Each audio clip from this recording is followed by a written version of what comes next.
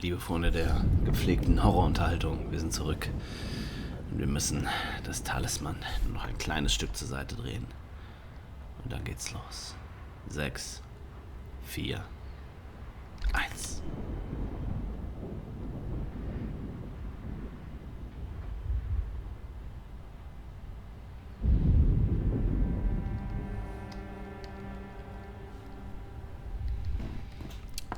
Was will das Spiel uns damit sagen? Erhäng dich, Emmy.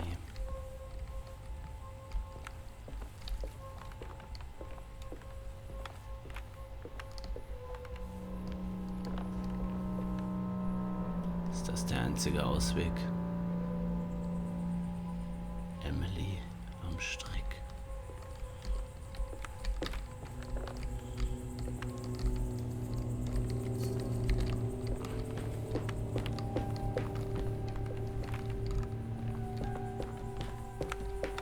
Heißt das, wir gehen jetzt einfach zurück und sind jetzt wieder in einer anderen Welt?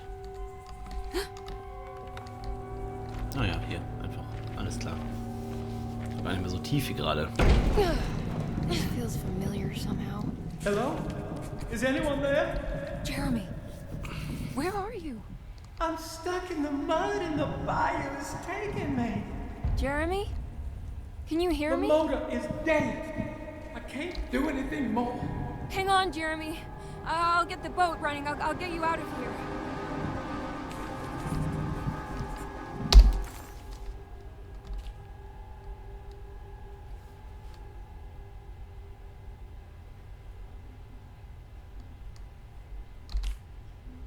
John Marcus died at Deseto of the Spanish flu. Das hatten wir doch schon. Haben wir nicht gerade eine neue Info? Schauen wir nicht. Suche nach Jeremy, finde eine Sicherung für den Sicherungskasten. Das habe ich gemacht, Leute. Wieso ist das nicht abgehakt? Was ist unbefriedigend? Oh. Auf Mississippi? Ja, auf Mississippi?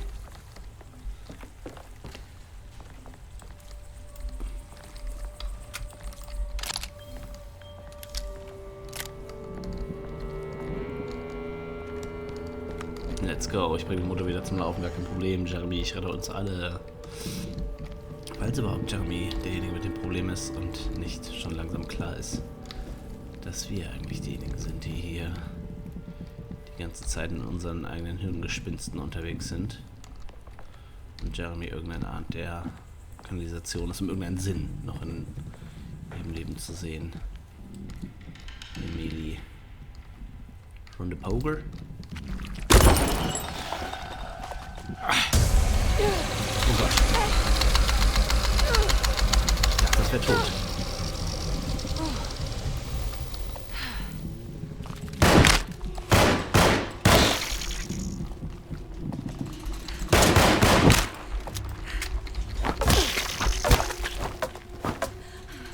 Das stirbt nicht. Wieso stirbt das nicht?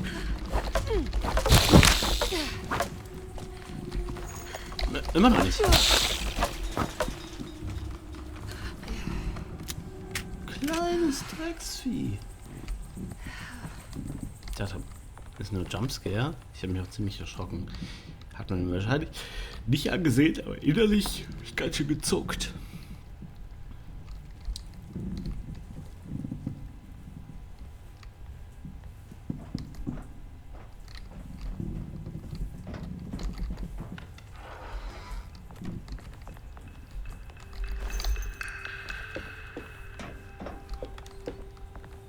The boat is run aground. Crashed right into the bayou. Frei das If I get the Dampfschiff aus motor dem running, Fluss und I could try backing into the river. bringen wir es zum Fluss zurück, okay.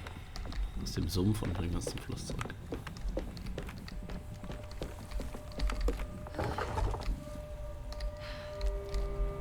Okay.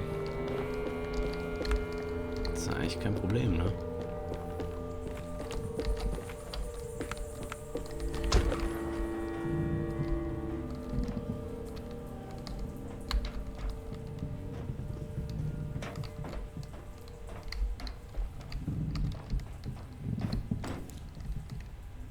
Da ist eine Maske. Die hätte ich gern.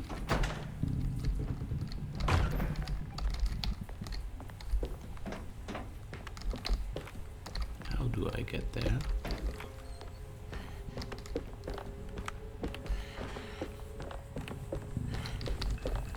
Lockt.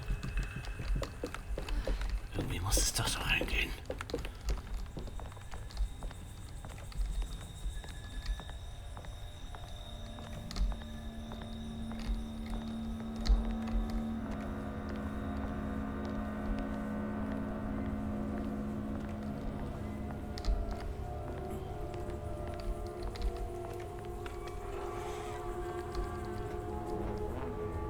Was ist das? Jeremy, where are you? Was sind das für Eier? Ein kaputter Kompass.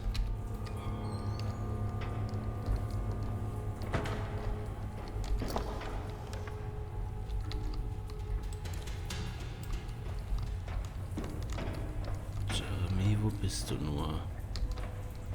Wie komme ich denn hier rüber? Gar nicht? Der einzige Weg, oder? Und da kam ich. Ist das hier eine Karte? Nee, ne? Die Karte ist hier nutzlos.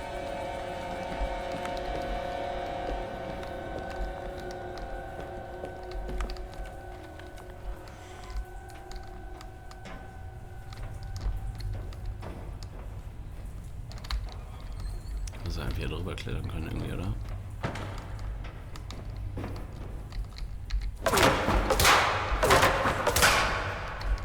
Okay, auch keine zerstörbaren Dinge.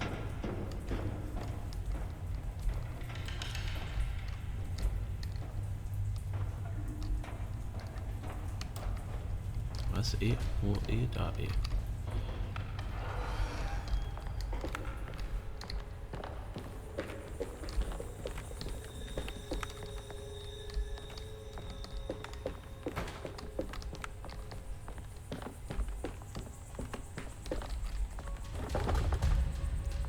Immer noch verschlossen.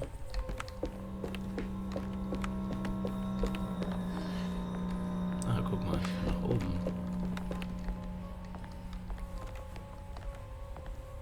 Wo sind wir denn hier?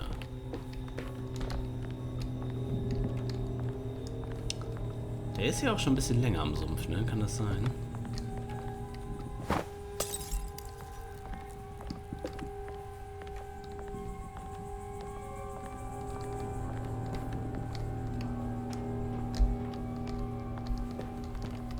Bing, bang, bong. Finde einen Weg zum Maschinenraum entdeckt. Gleich.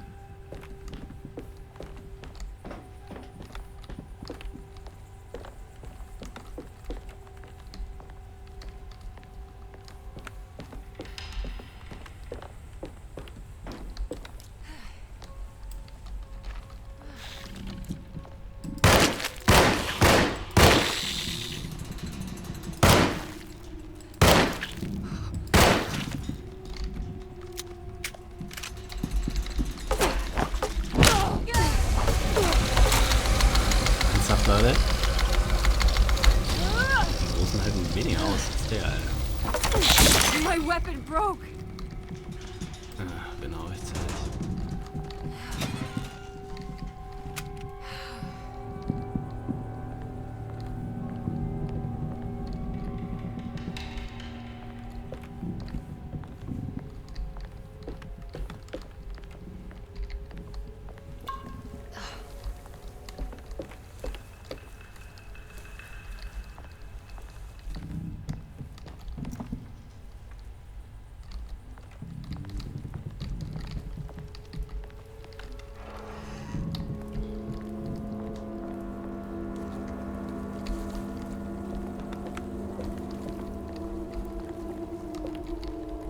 Danke.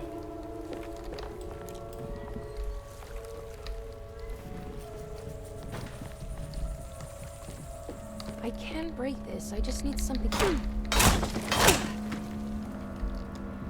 Auch gleich machen wir das.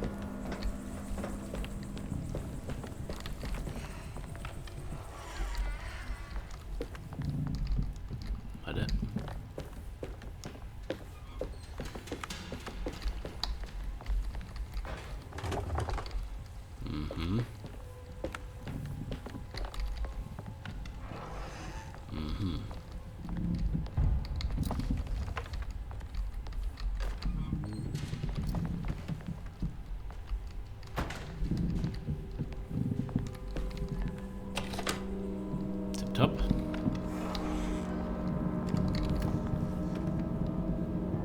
Kein Loot. Na gut, kein Loot. Okay, jetzt geht's erstmal hier rein, oder? Bevor wir da runtergehen.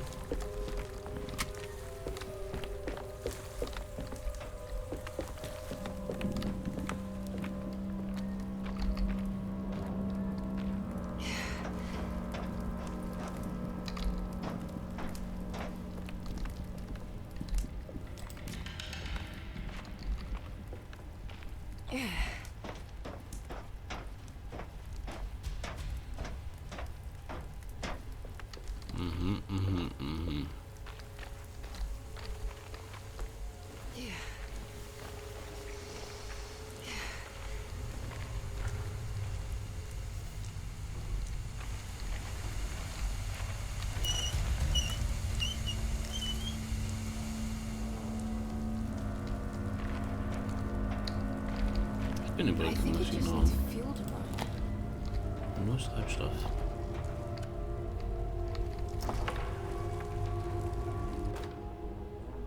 Ein leerer Treibstoffbehälter.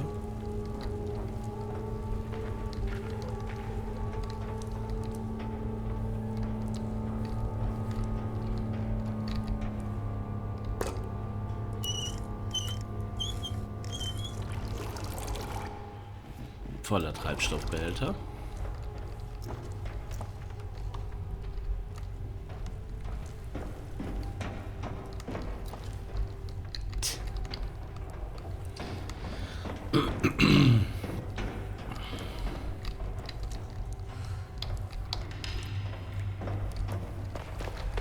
Und voller Treibstoffbehälter. Gluck, gluck, gluck. Und losgesegelt.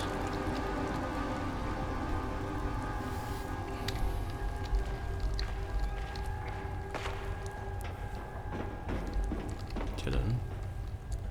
Schalte den Strom an. Okay.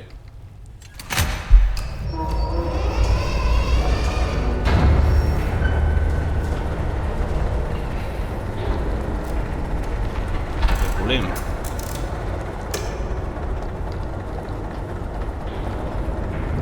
Geht's wieder hoch? Hab ich legit vergessen. Kommen wir denn näher?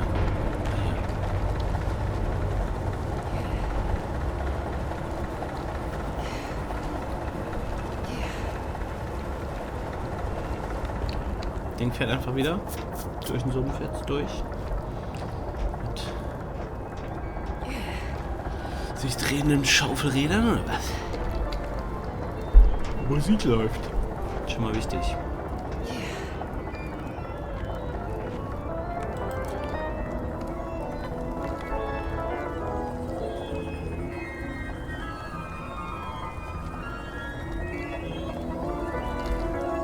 Cool.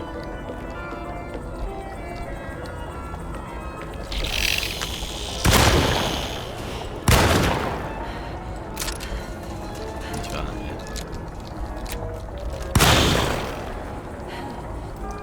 ey. 3 Schüsse.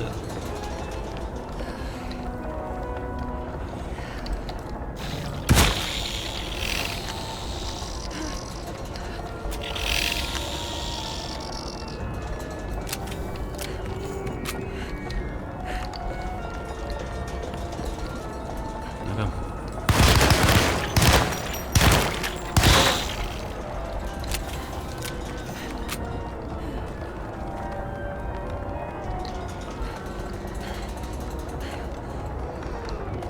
Da ist noch eins. Fuck you einfach. Fuck you einfach. Fuck you einfach, lasst mich aber in Ruhe. Ja, Schnauze. Schnauze.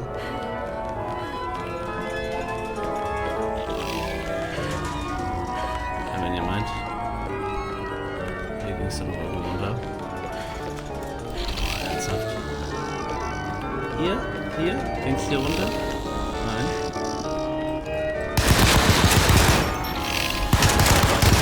I'm out of bullets. Ich weiß. So generell, ne? 3, 4. Fuck. Fuck.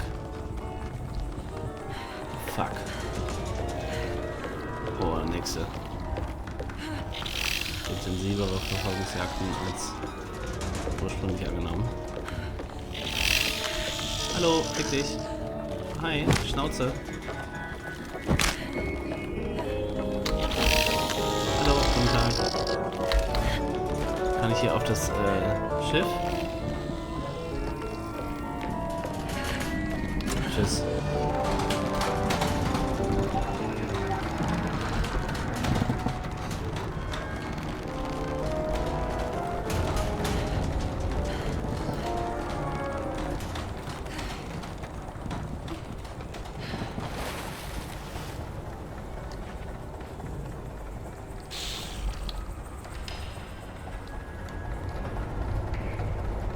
Zum Scheitern verdammt hier.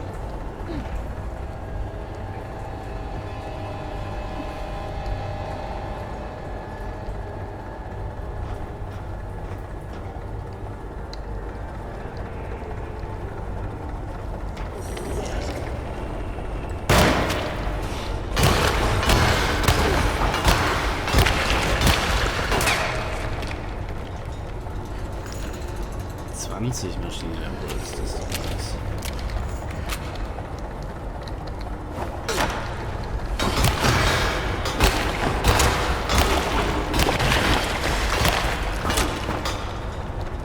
Kurz vorm Zerbrechen.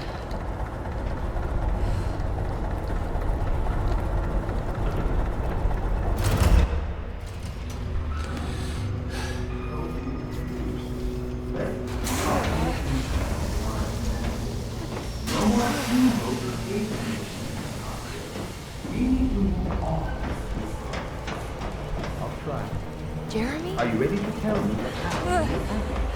What's happening? I sort of broke around my neck, and then I scrambled all flight from my body. Uncle! Are you under the impression that you died? Yes. No. I was supposed to die. What does that mean? That you were supposed to die? I'm the catalyst. I had to die to make the story happen. Oh Mann. What story? What 30 years ago, Frederic needed me to die. Jeremy! You're not making any sense. Come back. Find your focus. Uncle? I cheated everyone. I didn't play my part. I escaped my doom.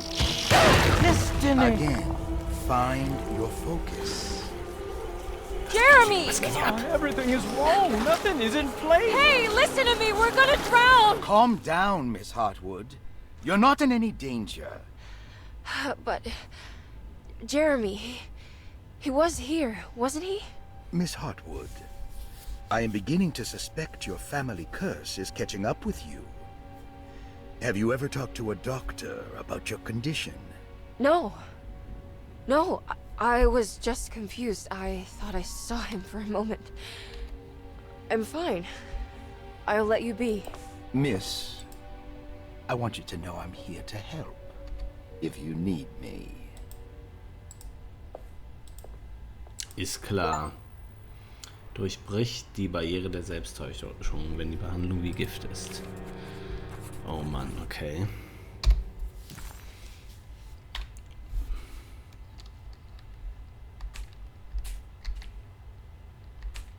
Es kommt nicht wieder, es kommt nicht das Neue. Es kommt eins dazu, aber... A ghostly voice sounding like Jeremy called out for help. Emily couldn't quite understand where the voice was coming from. It somehow seemed to be a part of the place itself. All she could make Emily found herself in what looked like the shipwreck of a Mississippi river. Dr. Gray seemed to put a lot of effort into understanding and treating Jeremy. Did he find anything useful?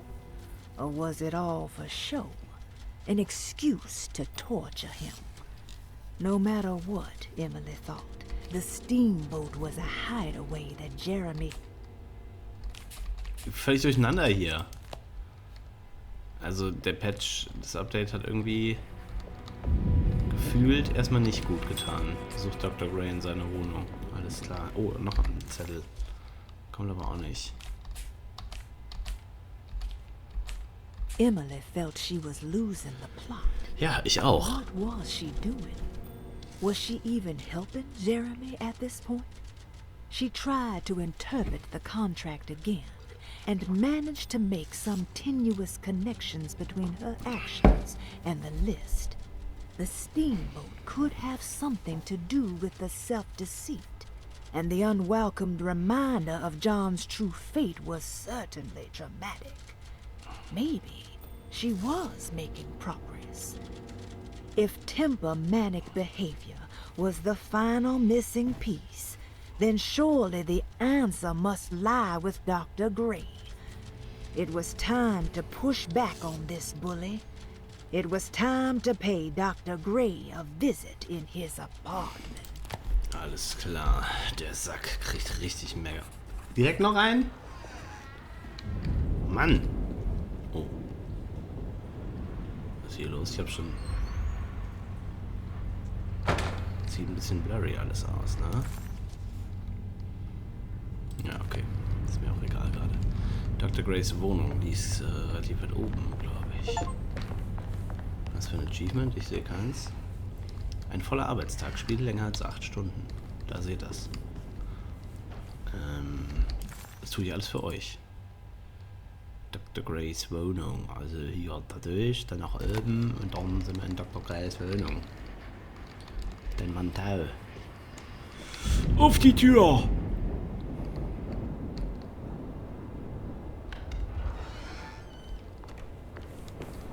Und auf die Tür!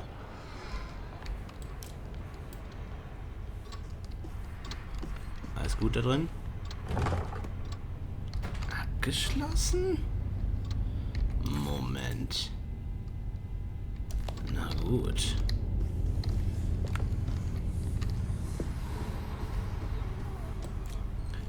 Dr. Gray? Knock, knock. Miss Hartwood, lock the door, will you? I'd rather not run into dear Dr. Gray if I can help it. This feels strange. So very strange.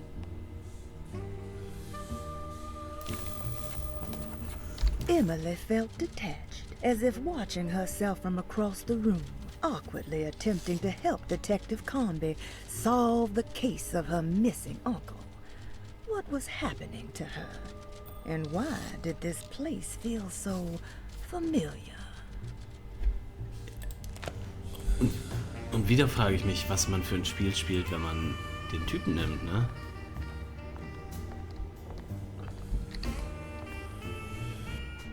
Falsches Buch. Kannst du mal aufmachen? Ja, okay. There's a book missing.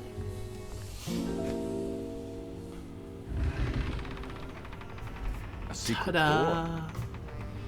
Looks like it. Careful. Let me go first. Ich kann nicht mit Waffen umgehen. Geh du ruhig vor.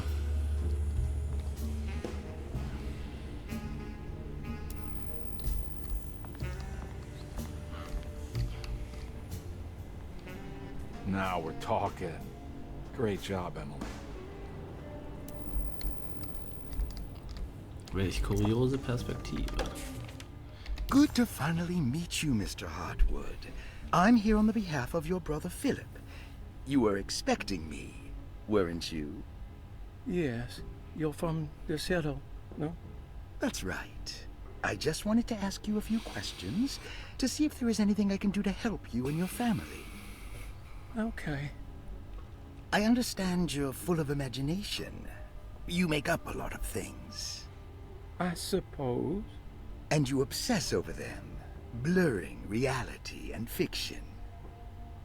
Sometimes. Do you want to tell me about the Dark Man? No. No, I don't.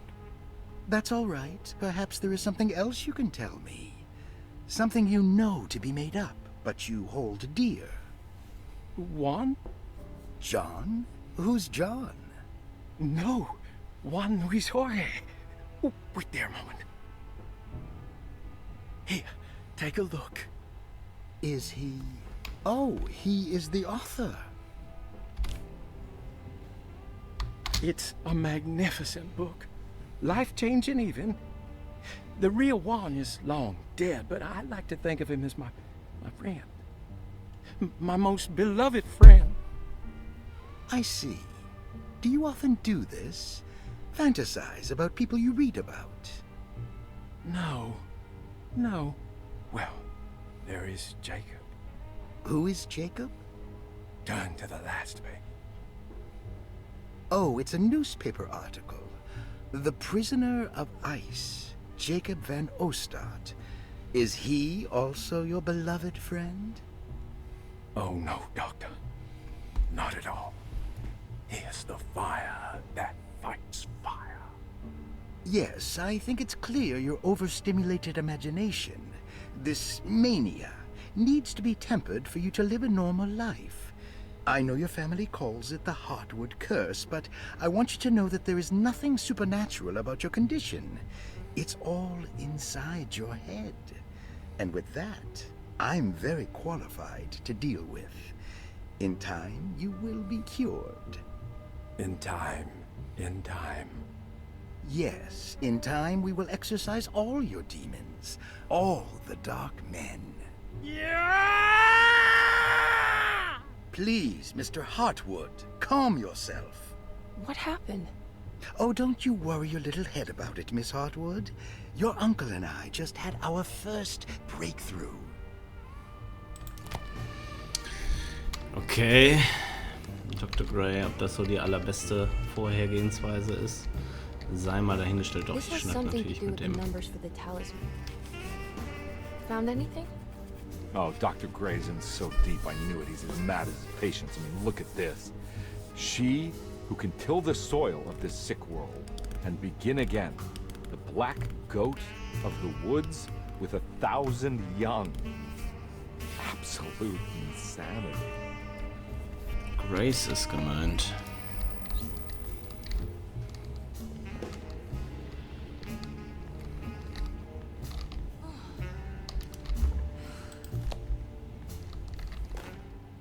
The Snake Dagger, a monograph by Yael Klein. Yael Klein. In Ludwig Prin's book on pagan rituals called The Mystery of the Grave, as translated by Nicholas Vachy, there are several references to a sacrificial dagger called the Snake Dagger. It has long been thought of as a poor translation of the original text, that it would be more appropriate with worm dagger from the Latin vermis cultrum. This seems natural, following the recent consensus that the original title of Prin's book, De Vermis Mysteris, should literally translate to the mystery of the worm. However, this would take away from Vachy's great effort at translating the underlying meaning of the words and revealing several cultural beliefs.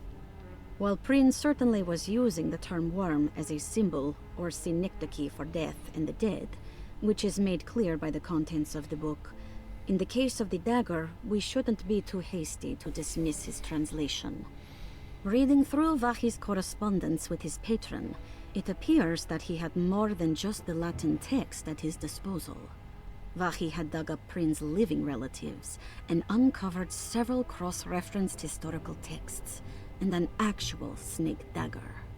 The dagger was dated to the early Middle Kingdom of Egypt and had such a clear shape of a wave that Vachy considered calling it the sinusoidal blade. Knowing the full story, it seems prudent that he chose to translate it as snake and not worm.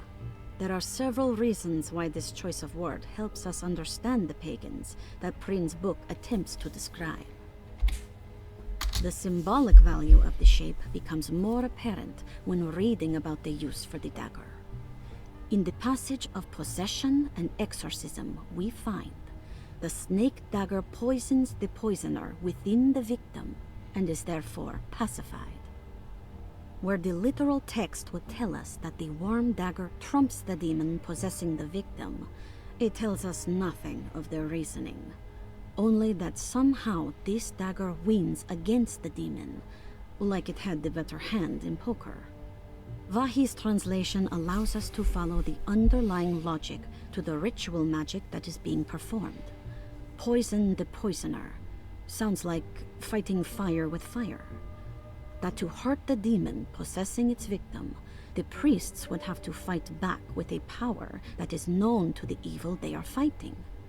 The snake dagger is therefore not only a good way to describe its form, but it also helps us understand how it could be thought of as a useful tool for exorcism.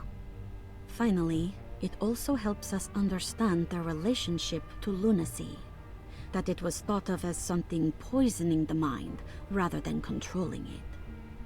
What is also interesting to note is that the possessed are always considered poisoned in their head and not their heart.